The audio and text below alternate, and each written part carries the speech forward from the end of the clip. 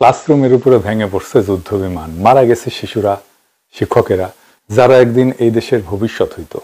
এটা কোনো দুর্ঘটনা না, রাষ্ট্রীয় দুর্নীতি, ব্যর্থতা আর অপরাধের একটা চেহারা। এই যে বাংলাদেশের বিমান বাহিনী, আমরা তো টাকা দিই প্রচুর প্রত্যেক বছর বাজেটে পালিয়ে এদেরকে, কিন্তু এদের বিমান দুর্ঘটনা কত হয় জানেন? আসেন আমরা হিসাবটা দেখি আর একটা তুলনা করি। 2008 থেকে 2025 পর্যন্ত বাংলাদেশের বিমান বাহিনীর নিজে স্বীকার করছে এরকম দুর্ঘটনার সংখ্যা 14টা, আমরা জানি এটা। একই সময় ইন্ডিয়ান বিমান বাহিনীর নিজের স্বীকার করা দুর্ঘটনার পরিমাণ 85টা, কিন্তু ইন্ডিয়ার আছে 2024-এর হিসাব অনুযায়ী অবশ্য 1290টা বিমান আর 500টা হেলিকপ্টার। ভারতীয় বিমান বাহিনীর দুর্ঘটনার অনুপাত হচ্ছে 100টার মধ্যে 4.7।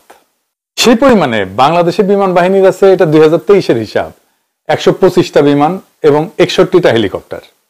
বাংলাদেশ বিমান বাহিনীর দুর্ঘটনার অনুপাত হচ্ছে 10.93, প্রায় 11%।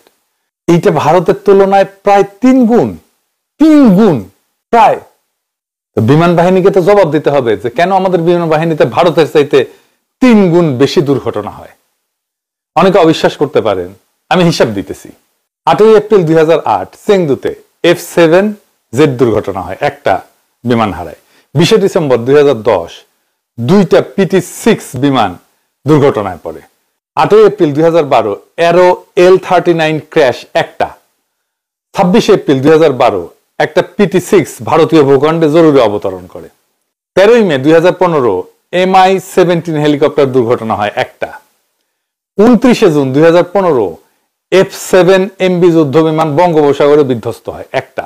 11 জুলাই 2017 ইয়াক 130 দুর্ঘটনা হয় লোহাগড়ায়, একটা বিমান হারায়।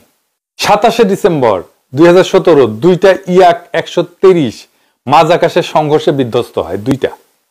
3 জানুয়ারি 2018 MI-17 হেলিকপ্টার ক্র্যাশ করে একটা। 1 জুলাই 2018 KHW প্রশিক্ষণ বিমান রাতের মিশনে যশোরে বিধ্বস্ত হয়।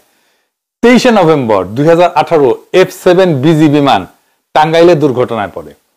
9 মে 2024 ইয়াক 130 বিমান চট্টগ্রামে বিধ্বস্ত হয়। আর 21 জুলাই 2025 এটা F7BGI প্রশিক্ষণ জেট ঢাকার স্কুলে বিধ্বস্ত হয়। কিছুদিন আগে বাংলাদেশ বিমান বাহিনীর একটা হেলিকপ্টার সেন্ট্রাল আফ্রিকান রিপাবলিকে মিশনে ছিল, ওইখানে বিধ্বস্ত হয়েছে। যে দেখেন, এর মানে কি? হয় সশস্ত্র বাহিনীর লোকজন যন্ত্রপাতি চালাইতে পারে না, নয়তো এগুলো কেনার সময় এত দুর্নীতি হয় যে রদ্দি মাল বেশি দামে কেনা হয়। তাহলে তো ধরতে হবে এই দুর্ঘটনাগুলোর কারণ প্রযুক্তি না, মানুষ। আর সেই মানুষগুলো রাষ্ট্রের সামরিক উঁচু পদে বসে কমিশনের ব্যবসা চালায়। কি চমৎকার! শোনা যায় বাংলাদেশের ডিফেন্স পার্সেসের 70%-এর বেশি হয় বিচ্ছিন্ন স্বচ্ছতার বাইরে, যেখানে ঘুষ, মধ্যস্বত্বভোগী আর সরকারি দাম এই নামে চালানো হয় রদ্দি মাল। আমরা তো রাষ্ট্রকে প্রশ্ন করতে পারি, যেহেতু তাদেরকে পয়সা দিই, যে আপনার বাহিনী কোথায় যুদ্ধ করতেছে, কাদের বিরুদ্ধে এই প্রস্তুতি? যে বাহিনী নিজের আকাশে উঠতে পারে না, সে অন্যের আকাশে কিভাবে লড়বে? এদেশে মানুষের জীবনের কোনো মূল্য দেওয়া হয় না বইলা যুগ যুগ ধরে যুদ্ধ বিমানের মহড়া এবং প্রশিক্ষণ চলছে ঢাকার আকাশে। প্রত্যেক দিনই রাজধানীর আকাশে ফাইটার জেট ছুটতে এবং অনেক হেলিকপ্টার উঠতে দেখা যায়। আপনারা দেখছেন না? শীর্ষ সেনা এবং বিমান কর্মকর্তারাই এইগুলাতে চড়েন।